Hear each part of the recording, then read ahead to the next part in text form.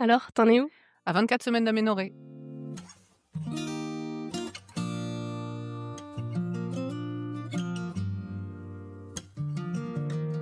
Dans la dernière vidéo, on avait parlé des prénoms. C'est le bon moment peut-être pour aborder cette question. Alors, c'est ton troisième enfant, du coup, tu as vécu l'expérience plus d'une fois. Est-ce que tu peux nous parler un peu de toutes tes expériences? De comment c'était, si ça a été évident, parce qu'il y a des gens pour qui c'est évident dès le début de la grossesse, il y a des gens pour qui c'est beaucoup plus complexe.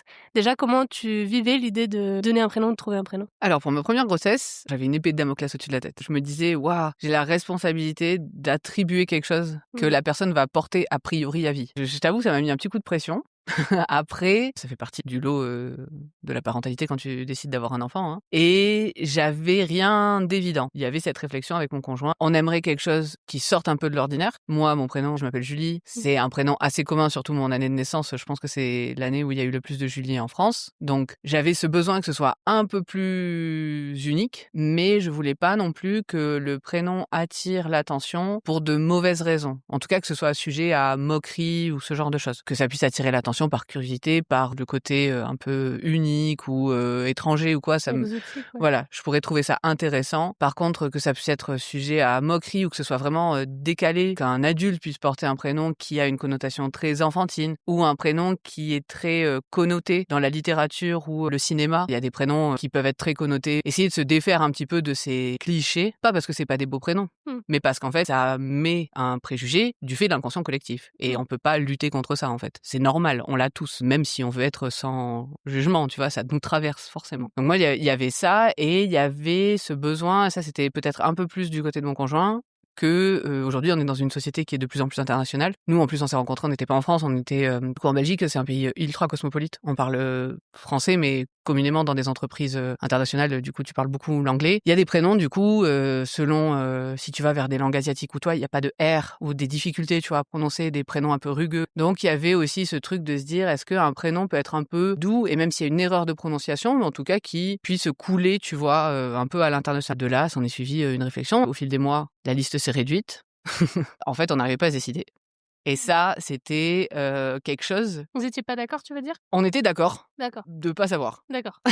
C'est déjà bien. Et en fait, ce qui se passait, c'est que dans notre entourage, les gens nous demandaient, sans forcément avoir l'indiscrétion de vouloir connaître le prénom, mais nous savoir si on avait fait notre choix ou pas. Et on leur disait que non. Et il y a, tu sais, cette chose que beaucoup de gens disent et qu'on peut lire aussi sur Internet, de dire, de toute façon, quand elle sera là, vous saurez. Genre, c'est écrit sur son front, c'est ça? Sur son Exactement. visage? Nous, ce qui s'est passé, c'est que on s'est dit, OK, on avait vraiment 2 prénoms qui nous plaisaient beaucoup, dont Ondine. Au jour de l'accouchement, on n'en parle pas du tout. C'est pas du tout quelque chose qui nous traverse. J'accouche. Et là, il faut faire la déclaration de naissance. Et là, on a 5 jours pour déclarer légalement son enfant à la mairie rattachée. Elle nous dit, c'est quoi du coup son prénom? On la regarde, on se retrouve dans cette situation où on a beau la regarder, on lui dit, tu sais, les mots, voir si elle réagit des secondes. Le mythe s'effondre. On était juste trop contents, tu vois. Et du coup, sur l'acte de Vous en naissance. aviez plus que 2, déjà? Oui, oui. Oui, c'est ça, fallait quand même, c'était réduit. Depuis 3 semaines, 1 mois, on n'avait plus que 2. Impossible de faire le choix. Et en fait, du coup, sur l'acte de naissance de ma première fille, il y a écrit « fille » en prénom. Bébé fille. Il y a écrit « prénom, fille, non ». Ouais. Bon, après, il fallait se décider, parce qu'à la mairie, pour le coup, ils acceptent pas. Peut-être que fille, c'est un prénom accepté, hein. Là, Vous avez mis combien de temps? l'incompréhension de notre entourage. Et ils disaient « mais comment ça se fait, mon frère? Mais comment ça se fait que tu Ah, trouves parce que pas du un coup, vous avez prénom ?» fait l'annonce sans le prénom? Bah oui. À ma mère et mon frère, je leur ai dit « j'ai bien accouché, tout s'est bien passé ». Du coup, alors elle s'appelle comment? Fille. 2 points, fille. Elle naît un mardi à 20h02, un mardi soir. Le J+5 se réduit à J+3 et demi, tu vois, parce qu'en fait, Oui, c'est jour ouvré, 5 jours ouvrés. on n'était pas sûr du jour ouvré, pas ouvré. Oui, mais du coup, Est-ce que pour ça éviter. reportait au lundi ou pas, tu vois? Donc, on passe la journée du mercredi en mode découverte du premier bébé. Et après, il nous restait jeudi et vendredi, en gros, où on se disait, on prend pas le risque d'attendre lundi, tu vois. Et alors, c'était fou parce que moi, mon frère me dit, mais je comprends pas. Sachant que pour eux, c'était tout l'opposé de nous. Mon frère, lui, il a dit à ma belle-sœur, fais-moi une liste entre 5 et 20 prénoms, et je choisirai parmi ceux-là. Et ils ont fait ça, ils ont validé le prénom, vraiment comme ça, quoi. Comme une lettre à la poste. Tu veux savoir? Moi, j'ai proposé 70 prénoms à mon copain. Il y en avait aucun qui lui convenait. 70 prénoms. En fait, je pense qu'on a tous, soit on en a parlé en avance et on est d'accord sur des critères, ou alors t'es pas d'accord sur des critères et tu fais confiance à l'instinct. Et là, du coup, on entre dans quelque chose de plus subtil, en fait. Nous, il y avait, je pense un peu comme vous, une dimension un peu poétique. Moi, j'étais très attachée en fait à l'autre prénom. Je me suis mise en paix avec le fait que les gens allaient mal le prononcer. À une lettre près,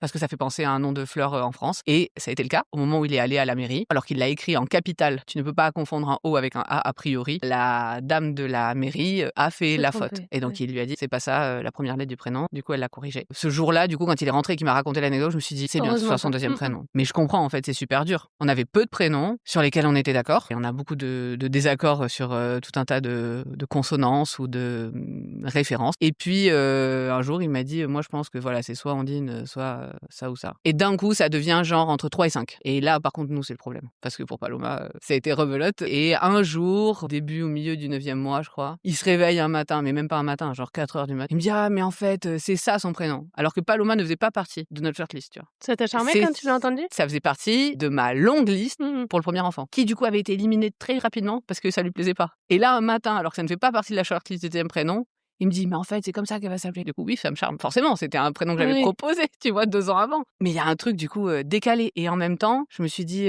c'est fou, le chemin inconscient que font les choses. Il s'en souvenait pas quand je lui ai raconté l'anecdote. Et en fait, il se dit, oui, c'est vrai que ça peut me dire quelque chose. Alors que moi, c'était vraiment un prénom de cœur. Ça m'avait fait quelque chose de me dire, il fait même pas partie des 10 derniers prénoms. Du coup, j'étais un peu mitigée en me disant, là, c'est évident pour lui, alors qu'il m'avait envoyé bouler il y a 2 ans. Et puis, en fait, contente, tu vois, donc on se met d'accord ça. Mais là, ça arrive assez tard. Et en fait, on le valide pas parce que pendant très longtemps, on hésite avec un autre prénom. En fait, même chez Macondine, quoi. Ce qui nous a décidé, c'est en fait tous les surnoms ou les rimes qui peuvent être associés, tu sais, quand t'es un peu primaire, collège. Et on s'est dit, bon, on le met en deuxième prénom. Paloma, c'est chouette. Ça nous plaisait beaucoup. Après, ils trouvent toujours les enfants pour se moquer. Hein. Ils trouvent toujours. Mais c'est l'autre, on vrai va que dire que c'était quand un on peu leur plus donne évident. sur un plateau. Voilà, c'est ça. Et puis, en plus, justement, si t'es un garçon ou une fille, t'as des choses qui peuvent venir plus facilement en tête. Je pense que tous les gens qui ont eu des prénoms à rime à la noix peuvent savoir de quoi je parle. Là, aujourd'hui, où on en est, on a une dizaine de prénoms. Et alors, on procède très différemment des autres fois. En fait, on a 2 grands critères qui sont très vastes. En gros, on s'est dit, on aimerait, dans l'idéal, on ne sait pas si on va y arriver, que les prénoms ne terminent ni en in ni en a. Et l'autre chose qu'on aimerait arriver à avoir, c'est que ce ne soit pas un prénom qui ait fait partie de la shortlist des 10 derniers prénoms des précédentes. Ceux vraiment sur lesquels on a beaucoup hésité, tu vois. On aimerait que ça soit pas ça, que vraiment ce soit une réflexion qui soit nouvelle pour cet enfant-là, ce qu'on avait fait déjà pour Paloma. Quand t'as eu qu'un enfant, je trouvais l'exercice un peu plus simple. Alors que là, je t'avoue, forcément, il y a des choses qui reviennent, tu vois. Dès que t'avais éliminé il y a 4 ans, dès que t'as éliminé il y a 2 ans. C'est la dernière fois, quoi. Et en plus, je sais, voilà, a priori, c'est notre dernier enfant. Il y a tout un truc comme ça où t'as envie de faire ça bien jusqu'au bout, d'être dans une espèce de satisfaction. Mais c'est super dur, en fait. Tu peux pas le savoir, en fait, avant de faire le choix, avant d'en discuter. Donc là, on est sur, je crois qu'on a une dizaine de prénoms. Des fois, j'en rajoute et puis je me dis, ah bah non, lui, il faisait partie, tu vois, des listes d'avant. Paloma faisait partie finalement de votre longue liste de Ondine. Donc, des fois, on est charmé à un moment et on l'est pas charmé à d'autres, comme pour Paloma. C'est pas choquant non plus, quoi, de se dire qu'on n'est plus les mêmes personnes quelques années après aussi. Et c'est pas le même enfant et du coup, ça nous inspire peut-être plus dans la période, comme tu dis, en fait. dans les conditions actuelles, quoi. C'est pour ça que je dis, voilà, ça a pu être un prénom évoqué avant. Et nous, pour choisir le deuxième prénom, ce qu'on avait fait sur les 5 derniers prénoms, j'avais écrit sur des petits papiers que j'avais pliés en 4, que j'avais mis dans un petit panier en osier. Et je faisais piocher Ondine, voir s'il y en avait un qui ressortait, tu sais, de manière hasardeuse régulièrement. C'est rigolo parce que c'était beaucoup. Celui que finalement on a décidé de pas lui donner. Est-ce que je vais m'amuser à le refaire? Je sais pas en fait si je vais avoir le même genre de jeu. Mais je l'ai validé, tu vois, Paloma, vraiment, je crois une semaine avant, un truc comme ça. J'ai des mais je sais plus quand tu l'as fait. On l'attendait, on l'attendait. Et comme elle arrivait un peu après. Je me laissais justement la liberté de vraiment être au clair. Et j'étais du coup absolument en paix que puisse se reproduire la même situation qu'avec Ondine. C'est ok si au moment de la déclaration de naissance il y a écrit fille. Oui. C'est pas ça qui. Moi, ça me mettrait tellement la pression. Moi, j'avais trop peur de ça. Moi, j'avais bien envie d'en avoir une petite shortlist de 3 et de voir par rapport à son visage ou quoi. Mais je me disais, mais moi, je vais paniquer. Je suis désolée du coup. Les derniers jours, je vais paniquer de me dire, imagine, je n'ai pas d'idée, je la vois et je n'ai pas d'idée. Qu'est-ce que je fais? Parce que là, il faut choisir. J'avais trop peur de me précipiter, tu vois, de prendre le premier truc en mode il lui faut un prénom, vite, les papiers, enfin. Et du coup, de regretter d'avoir précipité, tu vois, ce choix que pour le coup, moi aussi, je trouve méga lourd de sens. Le fait de donner un prénom, ça a été la plus grande responsabilité de ma grossesse. Après avoir décidé de faire un enfant qui était une grosse responsabilité aussi. C'est comme tu disais, il y a vraiment de tout. Moi, je connaissais des gens, ils savaient avant d'être enceinte que ça serait un garçon, ça serait ça serait une fille, ça serait ça. Alors moi, j'avais une liste de 30 noms et quand on a eu un bébé, j'ai fait nope, il y en a aucun qui me convient. bien. En fait, ces prénoms, j'y ai pensé avant que ce bébé existe. Donc, c'est un autre bébé auquel je pensais. Et donc, quand je suis tombée enceinte, c'était plus le même bébé, tu vois. Et du coup, je me suis dit, ça ne fonctionne pas, ça ne colle plus. Donc, il a fallu que je rechemine. Ce qui est rigolo, c'est que finalement, le prénom de ma fille fait partie de cette liste. Mais il a été éliminé plusieurs fois avant d'être finalement choisi, puisque c'est le seul qui a convenu à mon conjoint à un moment donné. Très difficile parce que pour le coup, nous, on n'était pas d'accord sur les critères. Il voulait quelque chose de classique. Je voulais original ou rare, parce que tu peux être classique mais rare. C'est une disponibilité. Mais je préférais que ça soit original que rare, mais rare pouvait me convenir et c'est ce qui s'est passé. Bien que l'année de ma fille soit le pic des dernières années de ce prénom, que globalement, statistiquement, ça reste un prénom peu répandu, mais j'ai réussi quand même en 3 ans à en rencontrer 3 en dehors de ma fille. D'âges différents, hein. Donc c'est quand même assez incroyable. Alors comme vous le voyez, on avait beaucoup de choses à dire autour du sujet du prénom. Donc on a fait un choix après le tournage, c'est de le séparer en 2 épisodes. Donc aujourd'hui, on va se laisser ici. Mais on a décidé de publier dès demain la deuxième partie qui va plus concerner les astuces et sources d'inspiration en ce qui concerne le choix du prénom, l'équilibre aussi à trouver avec son conjoint et avec